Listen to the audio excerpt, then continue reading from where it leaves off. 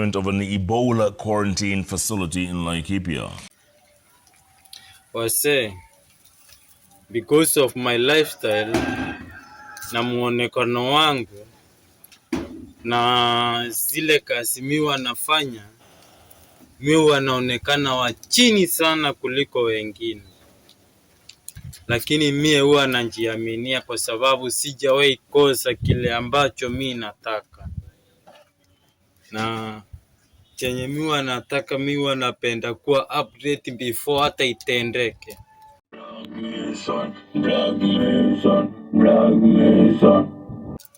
2019 niliwatangazia C chemistry, ugonjwa wa kutengenezewa katika maabara.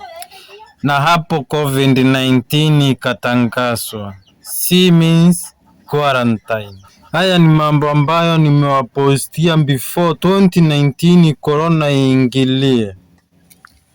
This round nimewaandalia game inaitwa Black Mason.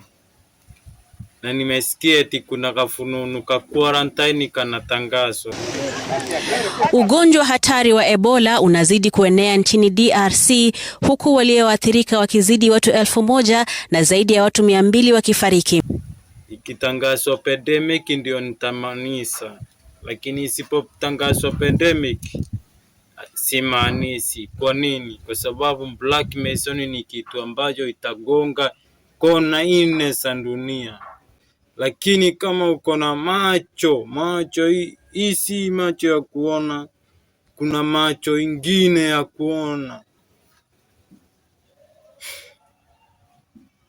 Ukiangalia kile kinaendelea kwa Black Mason, tutabakia tu group mbili.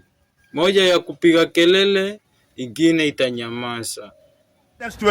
Haya, Ruto is dead. Ruto is dead. Ruto amelazimisha ipo na elected Kenya na kisirisiri.